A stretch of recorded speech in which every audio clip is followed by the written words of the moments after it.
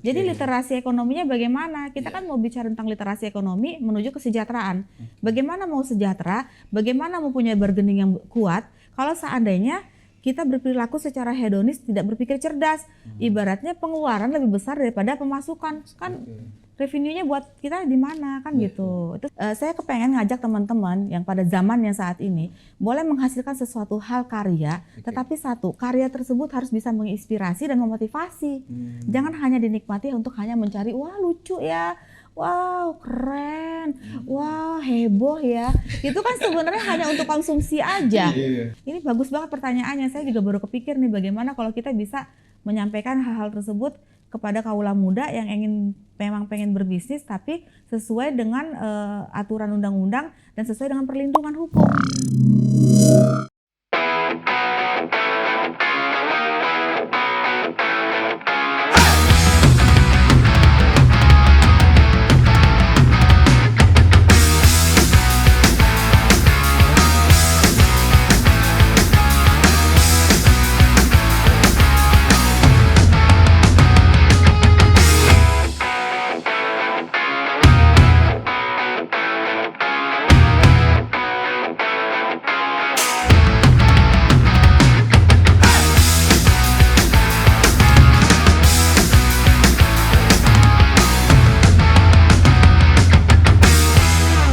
Assalamualaikum warahmatullahi wabarakatuh. Hai CS Kehidupan, apa kabar? Semoga semuanya senantiasa semangat, sehat, sukses, bahagia selalu tentunya.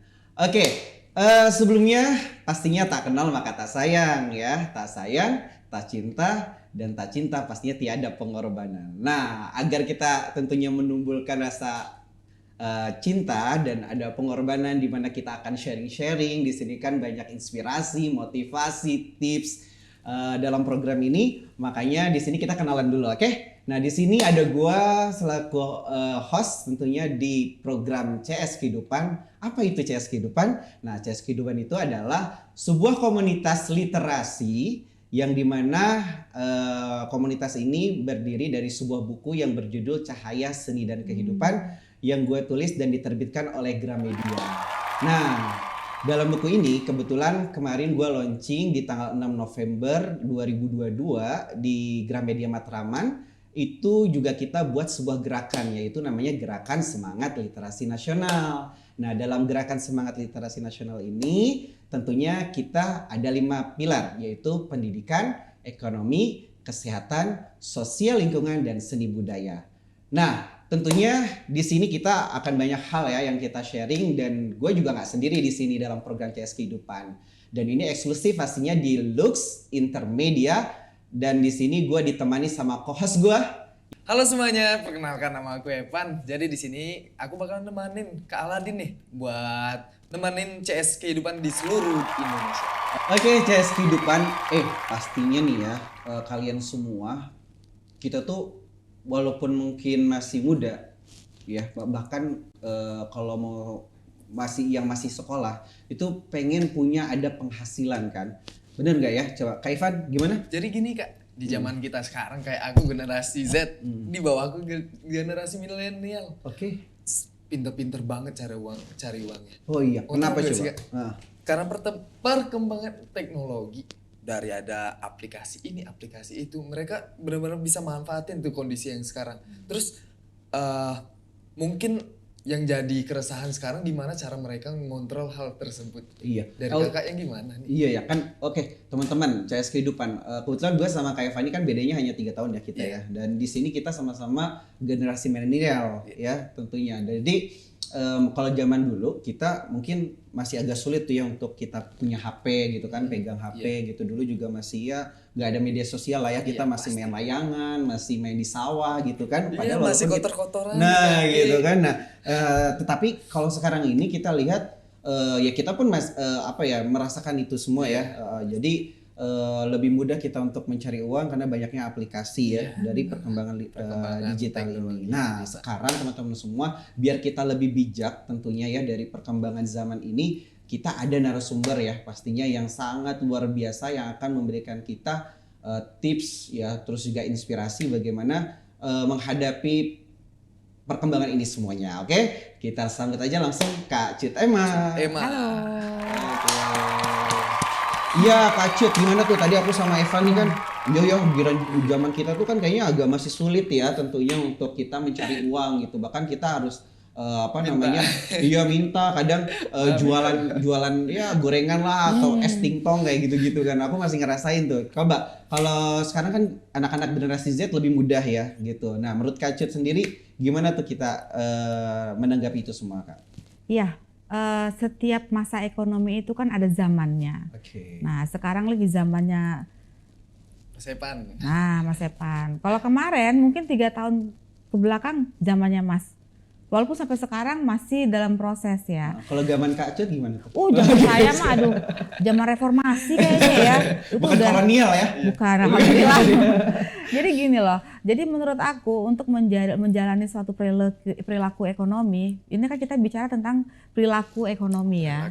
Ekonomi. Jadi literasi ekonomi. Tatanan sosial ini sudah berubah. Yang kemarin zamannya reformasi, zamannya milenial, sekarang zamannya generasi Z ya, itu pasti banyak perubahan. Yang terpenting dalam menjadi perilaku ekonomi itu, mempelajari perilaku ekonomi, ada inovatif dan kreativitas. Itu kunci sebenarnya ya. Inovatif dan kreativitas. Betul. Tuh. Nah, Berarti inovatif. pas banget, iya kayak buku CS kehidupan ya. Betul, itu udah semua lengkap ada di CS kehidupan. Aku udah baca di situ dalam perspektif ekonomi, perspektif pendidikan itu lengkap semua dalam CS kehidupan, dalam buku tersebut ya. Itu bagus banget. Tapi yang terpenting, yang pertama kita sebagai pelaku ekonomi, kreativitas dan inovatif itu sangat penting sekali karena sesuai dengan zaman dan masanya. Nah, menurut saya sekarang bicara tentang ekonomi, bagaimana menjadi suatu perilaku ekonomi yang baik dan bisa bermanfaat untuk orang lain. Yang pertama, kita harus punya daya dulu sendiri. Daya itu apa? Bagaimana? Daya itu adalah sistem bargaining kita. Bagaimana kita bisa menarik di luar, bagaimana kita bisa menghasilkan sesuatu. Nah, itu kan sebenarnya target ke depannya. Caranya bagaimana? Kita harus kembali fashionnya kita ada di mana, stylenya kita seperti apa, ya kan? Kalau Dinda tadi, kalau nggak salah YouTubers ya atau TikTokers, Nah, influencer lah ya. nah, bicara tentang perilaku ekonomi itu kan produk dari ekonomi itu ada 2, ya, ada jasa dan ada barang. Kalau Jasa dan barang, ya, iya, jasa. dua-duanya bisa diperjualbelikan. Tapi fashionnya kalian di mana? Apakah kalian punya produksi suatu barang? Berarti menjual produk. Apakah kalian menjual jasa ya, salah satunya seperti YouTubers, TikTokers kan gitu. Cari sendiri di mana fashionnya kalian dengan inovatif yang kalian punya, dengan kreativitas yang kalian punya, kalian yang tahu. Jadi harus kenali diri masing-masing dulu. Mau kemana? Ya. Nah, bicara tentang mau bagaimana dan arahnya bagaimana itu kan strategi. Betul. Silakan ditentukan sesuai dengan zamannya, sesuai dengan masanya, bagaimana strateginya. Tapi yang terpenting untuk memulai suatu bisnis itu nggak susah sebenarnya. Niat dulu, peluang, ya nggak sih? Peluangnya di mana? Niatnya gimana? Karena sekarang kita bicara tentang bisnis, dari model small business aja kita udah bisa, di rumah itu udah bisa. Kita udah punya Android, apalagi udah ada yang punya kamera. Itu kita bisa small business. Kita sendiri loh, kita bisa menjual jasa ataupun produk. Walaupun levelnya di small business. Tapi kalau sekarang ini kan karena zaman literasi digital ya Kak ya. Jadi walaupun dia nggak niat, tiba-tiba ada yang diviralkan, itu dia langsung bisa menghasilkan bahkan terkenal tuh Kak. Bener banget, Iya, bener banget. Tapi satu hal yang mau kita garis bawahi, kita mau cari obsesi apa prestasi? Nah, obsesi atau prestasi tuh CS kehidupan. Kalau Jadi mau cari beda ya, bargainingnya tuh beda ya. Bener, beda. Yang tadi bargaining itu, kalau mau cari obsesi nggak susah. Kalian turun ke lapangan, kalian joget-joget, atau kalian di tengah jalan menghadang itu truk, itu obsesi loh. Oh iya ya, sampai pernah, oh iya kemarin sempat ada kejadian ya. Sempat banyak, sekarang kan fenomena seperti itu ada. Kak Evan gimana tuh? Kan suka challenge kayak gitu kan? Ada. Kan biasanya di TikTok nih, kayak yang lagi ribut nih barusan. Saya cek di internet kalau yang biasa live siram-siram mandi lumpur itu diundang ke TV, sedangkan ada berita kalau bisa orang-orang itu jangan pernah diliatin ke hal umum supaya nggak ada yang nyontoh lagi. Nah, gimana pandangan Kak Emma tentang terjadinya hal tersebut? Karena kan orang tersebut melakukan hal itu karena ada peluang di sana, ada belas kasihan orang. Kalau secara kasarnya mungkin kalau orang nyebutnya ngemis apa gimana, kita nggak tahu. Tapi kan emang ada peluang di sananya. Jadi Betul. kita tuh kalau di TikTok tuh kayaknya ada ngemis modern. Jadi mereka tap gitu kan. Kalau saya bilang Iya. cangcimen gitu. Jadi kadang kita tuh gini loh. Ini kan kita sebenarnya di TikTok itu kan salah satu bentuk literasi di mana kita bersosial media ya, maksudnya untuk berinteraksi. Tapi kadang karena memang mereka hanya berpikir bahwa bukannya berdiskusi karena kita sudah istilahnya bertatap muka ya Van ya, tapi mereka malah fokusnya tap dong, ayo dong tap gitu kan. Ih, ini ngapain sih semuanya bilang tap bingung Iya. juga kita. Nah, Iya. itu fenomena kayak gitu kalau menurut Kak Emma gimana sih? Bagus atau enggak kalau menurut Kak Emma sendiri? Kalau dalam kapasitas aku bilang bagus ataupun tidak bagus itu kurang elok ya. Tapi kalau aku boleh memberikan saran, kalau memang menghasilkan suatu kreativitas itu satu bermanfaat buat orang lain Oke. dan tidak merugikan orang lain. Oke. Itu yang kedua. Dan tidak merugikan alam. Tidak ada hal yang dibuang secara mubazir atau percuma. Iya. Oke. Kalau kita bicara tentang cara-cara mencari obsesi dengan tujuan mau terkenal cepat, Oke. bisa lakukan hal-hal seperti itu. Tapi ada nggak sih karya yang bisa kalian hasilkan buat anak bangsa lain-lainnya, yang bisa memotivasi anak bangsa dan bisa menjadi inspirasi buat kita semua gitu loh. Iya. Nah, saya kepengen ngajak teman-teman yang pada zamannya saat ini boleh menghasilkan sesuatu hal karya, tetapi satu, karya tersebut harus bisa menginspirasi dan memotivasi. Jangan hanya dinikmati untuk hanya mencari, wah lucu ya, wow keren, wah heboh ya. Itu kan sebenarnya hanya untuk konsumsi aja. Iya. Selepas dari situ apa yang mau dihasilkan, apa yang mau Biasanya diinspirasikan. ngilang aja. Kalau yang obsesi sebatas obsesi nggak ada prestasinya, biasanya ya udah sekian bulan. Tapi hilang. ngilang juga, tapi akan muncul obsesi-obsesi baru tuh Kak, masalahnya. Ya, dan itu malah justru menjadikan akhirnya tuh sekarang banyak influencer-influencer karena melihat wah ya mungkin keadaan juga sih kita tidak bisa menjustifikasi mereka, tetapi memang akhirnya mereka berhenti sekolah. Itu juga banyak kayak gitu ya, terjadi fenomena kayak gitu Kak. Nah tadi kan kita juga udah ngomong ya Vania bahwa di generasi kita kalau untuk cari uang itu kan agak nggak seperti mereka, dan memang tuntutan kita dalam hidup atau fashion ya Kak ya nggak terlalu karena lihatnya cuma TV, terus juga apa ya mungkin lingkungan permainan kita juga kalau yang di kampung, yang di kota mungkin ya seperti itu. Nah tapi kan kalau dengan adanya media sosial itu kan istilah kita lebih global ya, maksudnya lebih luas lagi gitu ya tantangannya. Bahkan istilahnya fashionnya juga tuntutannya walaupun mungkin dia dapat uangnya gampang, tapi karena melihat fashionnya dari misalnya skincare-nya Kak atau gayanya dan lain-lain. Nah itu bagaimana menurut Kakak untuk kita biar bisa memanage hal seperti itu Kak? Iya. Gitu. Iya, kalau saya ya berpesannya seperti itu ya. Yang pertama harus ada kreativitas yang bisa menginspirasi dan memotivasi orang. Oke. Nggak masalah mau produknya apa aja, mau jasanya apa aja, mau skincare kayak, mau mungkin travel film kayak, atau mungkin mau kuliner, nggak masalah. Tapi tolong punya etika dalam menyampaikan sesuatu informasi keluar di sana kan gitu. Iya, lebih gini sih Kak, maksud aku tuh bagaimana sih tuntutan gini, anak sekarang mungkin dengan adanya aplikasi kita lebih banyak mudah untuk mendapatkan uang gitu untuk generasi Z gitu, untuk yang sekarang ini dengan literasi digital. Iya. Tapi permasalahannya dengan itu juga kan sekarang muncul yang namanya hedonisasi. Ya dimana sekarang banyak akhirnya yang ditampilkan bukan lagi suatu nilai-nilai mungkin budaya dalam sisi yang kesederhanaan ataukah kebersamaan, tapi lebih ke suatu hal, bahkan kadang hal-hal yang sosial juga itu dijadikan konten yang akhirnya justru stigmanya jadi negatif juga. Nah menurut Kakak itu fenomena-fenomena kayak gitu itu seperti apa sih dari sisi pandangan finansial seperti itu? Iya, kalau fenomena tersebut kan memang sudah ada sejak dulu ya. Cuman yang terpenting sekarang kita melakukan perubahan ke arah yang lebih baik lagi.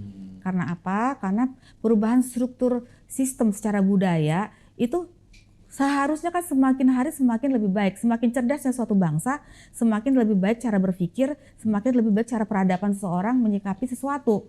Iya enggak? Enggak mungkin kan kita kepingin ada degradasi moral di situ. Betul. Iya enggak? Usia juga merupakan barometer menuju kedewasaan. Semakin bertambahnya usia, semakin cerdas seseorang dan semakin dewasa. Harusnya seperti itu. Iya enggak sih?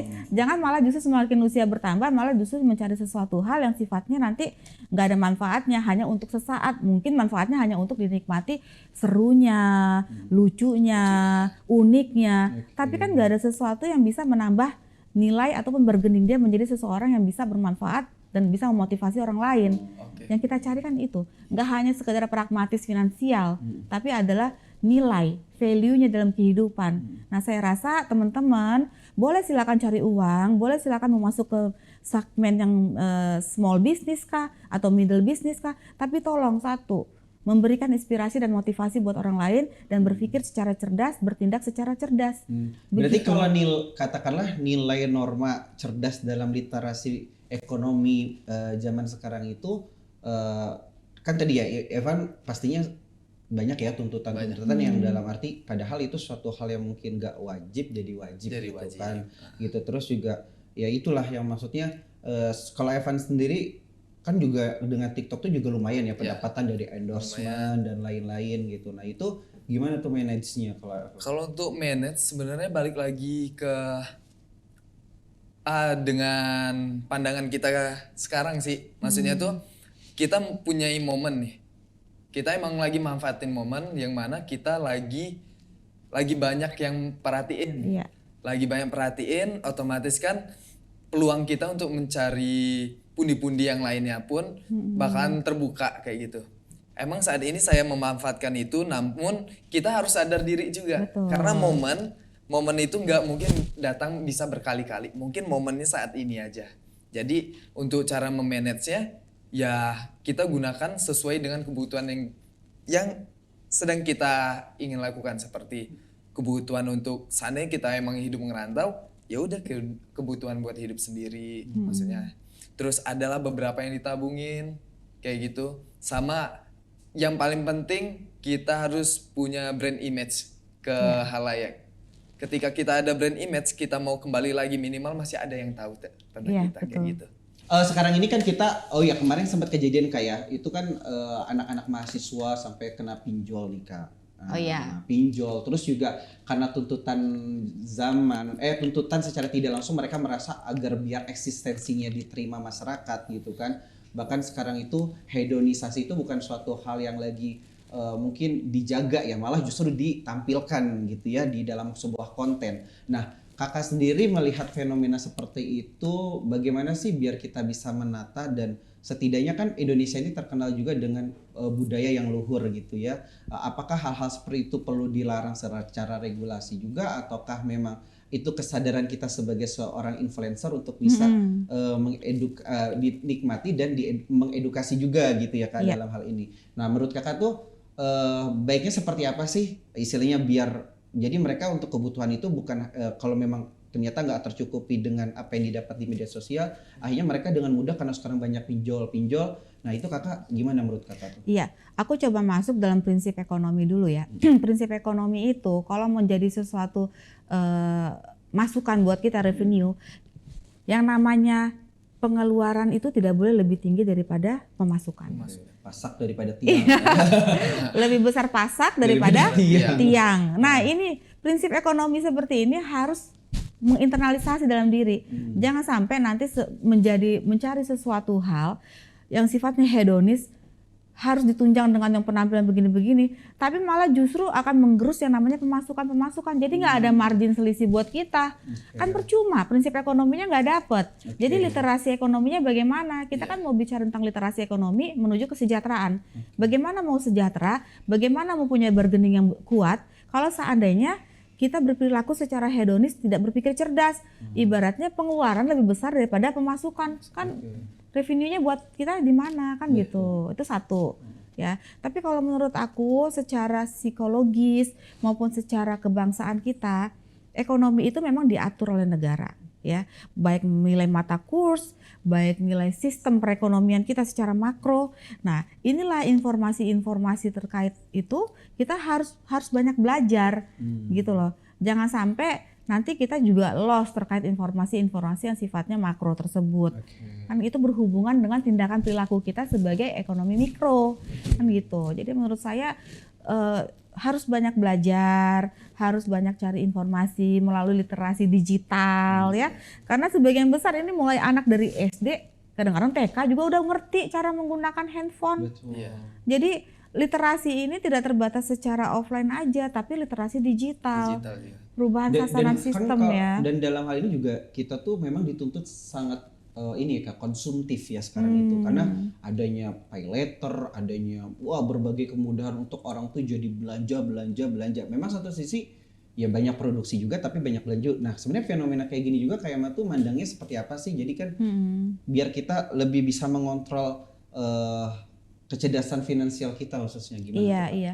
Kalau itu kan sebenarnya realita ekonomi yang ada di kebangsaan kita, di bangsa kita. Maksudnya itu Tapi kan itu secara global fitur-fitur. sekarang kayak gitu sih kayak. Iya, itu Apa- fitur nggak bisa dihindarin. Iya. Tapi yang terpenting kembali lagi kepada kita kan gitu, kecerdasan dalam bertindak, kecerdasan dalam berpikir dengan beberapa saran-saran yang kita dapat informasi di luar sana, bagaimana sih cara kita menyikapi diri terhadap fitur-fitur yang berkembang gitu ya. Itu nggak bisa dihindari, memang harus dihadapin. Iya. Tapi yang terpenting ya kecerdasan lagi kembali, ya kan, dan berpikir secara sesuai prinsip ekonomi, jangan lebih besar pasak daripada tiang, Oke. jangan Tuh. terlalu konsumtif. Oke, Emang kita konsumsi, tapi kita tidak boleh konsumtif gitu, ngerti nggak? Iya nggak Jadi sih? ini Kak Emma, ada yang pengen aku tanya ini. Sebenarnya kan buat anak muda, apalagi zaman sekarang, itu kan kebanyakan orang tuanya tuh malah nggak paham nih, nggak paham. Tiba-tiba mereka dapat uangnya dari mana? Tiba-tiba mereka apa hitsnya di mana? Kayak di TikTok, di Instagram ataupun di YouTube. Nah sebenarnya ada nggak sih lembaga yang ngejelasin ke anak ini sebenarnya ketika mereka mendapatkan pendapatan seharusnya itu dilakukan seperti apa? Iya. Karena apa? Kebanyakan orang tua sekarang nggak tahu nih Iya. sebenarnya kegunaan media sosial itu apa. Mereka tiba-tiba dapat uang tuh dari sana kok bisa kayak gitu. Iya, Dan iya. mereka nggak bisa kontrol itu Betul, dari betul. anaknya. Takutnya malah anaknya jadi out of control mereka yang anggap mereka bisa sendiri nih ngelangkah Iya, sendiri padahal iya. masih di bawah umur kayak gitu. Nah ini menarik banget ya pertanyaannya. Kalau sekarang ada namanya Komisi Perlindungan Anak. Oke, Ya. KPAI ya. Iya, itu salah satunya. Ada juga komisi-komisi penyiaran lainnya yang memberikan informasi bagaimana yang baik. Tetapi saran kita juga, ini kan kita kepengennya memberikan rekomendasi buat pemerintah juga kan, nggak hanya buat kita aja. Betul. Nah, selama ini yang sudah ada, lembaga yang sudah ada itu hanya dalam hal tindakan yang sudah ada kejadian, misalnya anak ditipu secara finansial atau anak tidak bisa menggunakan haknya untuk melakukan ekonomi, misalnya mau kerja tapi terhalang dengan undang-undang ketenagakerjaan usia berapa. Sementara dia punya potensi. Nah, itu masuk ke dalam ranah-ranah yang sifatnya untuk apabila sudah ada masalah. Tapi kita kepengen justru adanya preventif. Jadi anak ketika masuk ke dunia bisnis, walaupun itu middle business ataupun small business, mereka harus tahu bagaimana kapasitas mereka dalam memposisikan diri, ya kan? Sekarang banyak loh anak-anak kecil itu mereka udah punya YouTube sendiri, ya. Anak-anak kecil udah punya konten Bahkan bayi sendiri. aja sekarang sudah kayak cipung ya kan, banyak mereka Iya, udah pada punya. iya. Tapi sekarang yang sudah ada, lembaga yang udah ada, bagaimana cara menangani masalah yang timbul dari itu. Nah, kita nggak kepengen, kita kepengen ada tindakan preventif. Jadi harus ada edukasi di awal, ya nggak sih? Boleh menghasilkan sesuatu, tapi dengan cara tidak merugikan orang lain, Merugikan orang lain. ya kan? Atau di bawah pengawasan orang tua. Nah, hal-hal yang kayak gini harus kita kasih rekomendasi nih ke pemerintah. Ini bagus banget pertanyaannya. Saya juga baru kepikir nih bagaimana kalau kita bisa menyampaikan hal-hal tersebut kepada kaula muda yang memang pengen berbisnis tapi sesuai dengan aturan undang-undang dan sesuai dengan perlindungan hukum, ya. Ini penting banget. Ini rekomendasi Karena boleh nih memang kita kasih. betul kayak di beberapa daerah kayak di Cianjur ataupun yang tingkat putus sekolahnya tinggi tuh kayak nah itu akhirnya mereka itu banyak yang juga satu sisi dia tidak punya kompetensi, akhirnya dia cari kerja bingung kan gitu ya. Iya. Nah itu yang tidak ada pertama dan itu menjadi permasalahan yang memang harus ada regulasinya juga ya Kak ya pastinya. Regulasi sebenarnya sudah ada, cuma memang secara mungkin solusinya ini yang kayak membingungkan mungkin. Iya. Nah menurut Kak Emma juga seperti apa tuh? Misalnya solusi ketika tadi kan biar kita juga nggak terjerat pinjol ya kan, terus juga kayak fenomena-fenomena sekarang banyak anak-anak juga sudah bisa pesen kayak kan banyak tuh kejadian tuh di media sosial sempat viral Pesen ya. online, Atau anak-anak, COD. iya mereka bisa kayak gitu tuh kejadian itu gimana tuh kayak Mak? Iya, kejadian gitu kan miris ya ngelihatnya. Cuman ya itu karena satu kekurangnya literasi ekonomi secara digital maupun secara offline. Nah, ini harus tersosialisasikan dengan baik. Makanya oleh karena itu harapan saya mudah-mudahan pemerintah juga aware terhadap permasalahan seperti itu. Jadi harus dilakukan sosialisasi dalam rangka tindakan preventif untuk mencegah hal-hal seperti itu. Nah ini kan bisa jadi rekomendasi buat mereka. Atau setidaknya kalau pemerintah belum bisa masuk ke arah sana, kita kan bisa buat lembaga-lembaga komunitas untuk lebih cinta, damai, dan kehidupan. Contohnya seperti yang Aladen punya nih. Nggak perlu melalui pemerintah mungkin sudah terlalu sibuk, sudah terlalu loadnya udah terlalu tinggi. Boleh dong dari kita secara kita komunitas, ini kan memberikan informasi tersebut. Terus udah gitu dari komunitas apa, ataupun dari koperasi juga kan boleh juga melakukan sosialisasi terkait itu. Kak Cut, pas banget kakak tadi ngomong koperasi. Mungkin kalau untuk generasi milenial masih ada yang informasi atau kesadaran ya tentang informasi tentang koperasi ya, kita tahu. Tapi kalau mungkin yang generasi Z ini banyak juga yang nggak tahu koperasi. Nah itu menurut Kak Cut sendiri, selain kan memang gini, koperasi itu kalau bagi kita itu adalah menjadi salah satu alternatif, karena mungkin kalau bank itu kan persyaratannya, mekanismenya sulit ya. Makanya sekarang kenapa anak-anak kita, anak milenial atau kan Gen Z, karena lebih banyak yang ada di iklan-iklan ini kan ya Van, kita banyak ada kami, ada apa semuanya kan itu pinjol-pinjol semua tuh Kak, tapi jarang yang memunculkan koperasi, walaupun mungkin kadang dari pinjol-pinjol itu juga banyak koperasi ya, ada basisnya koperasi sebenarnya, tapi kan kebanyakan juga cuman gimmick doang. Nah itu kakak sendiri menilai seperti apa tuh Kak untuk bagaimana menumbuhkan pengetahuan koperasi terhadap kita gitu. Iya, betul sekali yang Aladin sampaikan tadi. Untuk lembaga pembiayaan itu kan ada lembaga pembiayaan secara perbankan. Mungkin kalau generasi muda agak sulit masuk ke sana untuk meminjam sesuatu secara kreditur. Karena satu, di perbankan itu kan harus ada jaminan. Boro-boro mau punya jaminan, paling punya ijazah doang kan, nggak punya kan sertifikat hak rumah, maksudnya belum punya kan. Jadi agak sulit masuk ke lembaga pembiayaan perbankan. Nah harus ada alternatif lain seperti lembaga pembiayaan non perbankan. Di sini bisa koperasi masuk harusnya. Nah koperasi ini harusnya bisa memberikan sosialisasi terhadap pengadaan untuk pembiayaan, ya non perbankan. Jadi alternatif gitu loh. Nah koperasi harus bergerak bersama juga. Tentunya untuk bisa memberikan sosialisasi, kalau kita bisa menyampaikan sesuatu yang bermanfaat, koperasi menjadi alternatif untuk pembiayaan. Nah ini kan harus tersosialisasikan, tapi belum saat ini masih minim banget. Minim banget. Nah ini jadi masukan buat kita. Koperasi juga masuk ke arah-arah yang sifatnya ya small business juga buat kaula muda. Jadi jangan dipersulit. Dengan cara bagaimana? Ya dengan cara pengontrolan, ya kan? Usaha tersebut bisa secara baik berjalan secara sesuai visi dan misi kedepannya. Kalau tidak ada yang kontrol, bagaimana? Kalian bagaimana pertanggungjawabannya kalau seandainya minjem sejumlah uang? Nah akhirnya kan yang nggak rumit, kalian berpikir apa sih yang nggak rumit dengan cara pinjaman seperti apa? Jatuhnya kan ke pinjol. Justru pinjol itu malah memberikan solusi di awal, tapi malah justru menambah di akhir. Nah ini loh, maksud saya kita harus kerjasama. Segala unsur, segala stakeholder gitu ya, stakeholder yang ada, kita duduk bareng-bareng bagaimana kedepannya menjadi solusi dari suatu permasalahan bangsa. Gitu. Ini bagus banget, keren. Jadi sahabat CS Kehidupan, tadi kan kita sudah banyak bahas tentang fenomena-fenomena sekarang yang menyinggung literasi ekonomi ya. Dan memang itulah realitanya di zaman digitalisasi atau zaman modern yang sekarang kita hadapi terkait dengan yang namanya literasi ekonomi ini. Nah, Kak Cut, tentunya dengan berbagai permasalahan yang tadi kita sudah bahas, kakak banyak memberikan tips ya kan tadi ya. Tentunya bagaimana sih motivasinya sekarang agar kita bisa menghadapi semuanya itu, terus juga selain motivasi, mungkin sebuah inspirasi yang dalam hal ini bisa memberikan kita juga untuk menjadi acuan nih Kak, dalam bagaimana kita cerdas berekonomi khususnya di kondisi zaman yang seperti ini gitu. Mungkin ini jadi sebagai keyword juga ya buat kehidupan kita. Jadi aku sih berharapnya kenali potensi diri sendiri, ya kenali potensi diri sendiri, cintai diri sendiri, eksplorasi diri sendiri. Apa yang bisa menjadikan sesuatu yang berpotensi itu yang kita bawa di ranah atas sehingga kita bisa menjadi bagian dari solusi untuk bangsa, bukan menjadi bagian masalah dari suatu bangsa. Oke, jadi itu ya teman-teman ya motivasinya gimana untuk kita mengenalkan yang namanya literasi ekonomi itu mulai dari diri kita sendiri ya, berarti Kak Cut ya.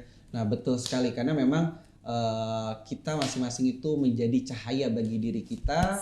Dalam hal ini kalau misalnya cahaya kita baik, kita bukan terpengaruh dengan cahaya orang lain, tetapi kita malah bisa mempengaruhi cahaya tersebut. Nah jadi teman-teman CS Kehidupan apalagi yang jadi influencer ya kayak Kak If, Kak Evan ini yang memang aktif nih khususnya di dunia pertiktokan ya yang sangat luar biasa fenomenalnya kayak sampai bayangin Meta yang begitu banyak medsosnya kalah dengan satu yang hanya TikTok yang bahkan kemarin saya sempat nyoba untuk TikTok Shop-nya itu bener-bener kayak memang sangat mempermudah kita Kak untuk kita tuh konsumtif ya maksudnya dari iklannya terus ada affiliate-nya itu ya kan dalam apa namanya di bisnis ya untuk apa namanya yang sekarang ada di generasi kita tuh sangat mudah banget kayak gitu loh.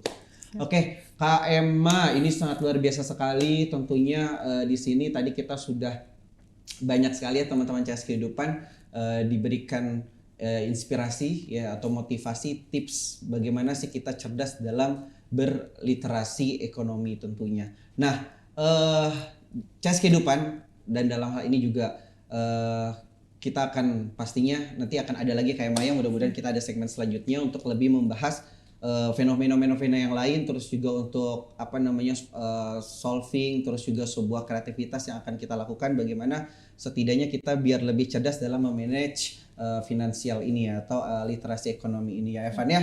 Oke. Kak Emma coba kita minta closing statementnya dari kakak gimana untuk itu Kak memberikan motivasi lagi untuk kita.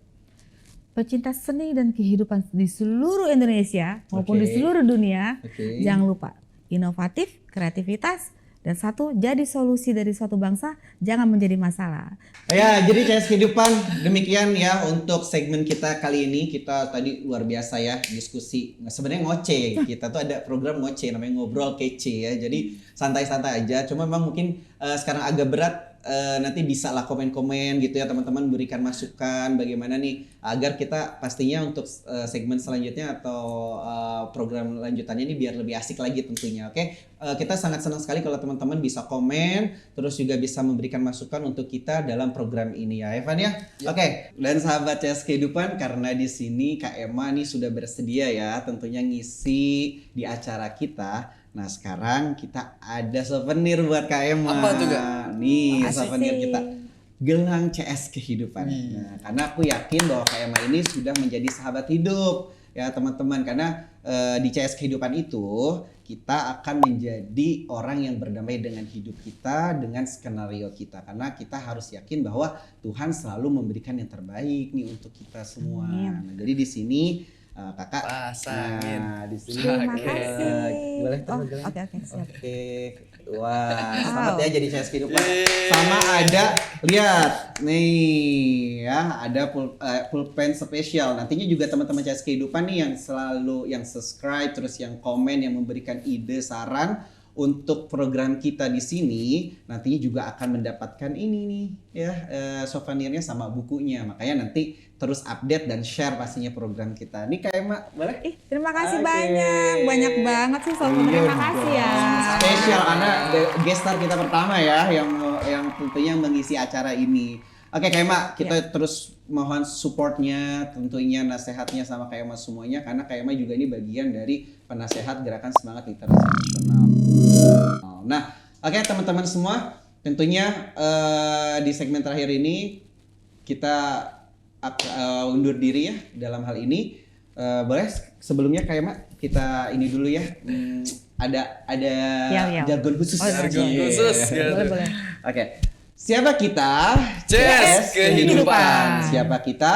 Menebar kebahagiaan. Oke, jadi teman-teman yang sudah berdamai dengan hidupnya harus juga menebarkan kedamaian itu untuk semuanya.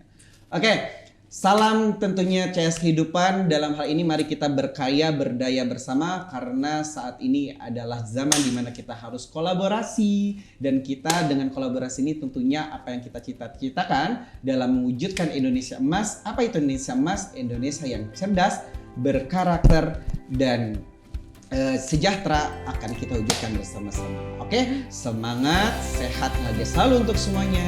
Kami undur diri. Wassalamualaikum warahmatullahi wabarakatuh. See you later.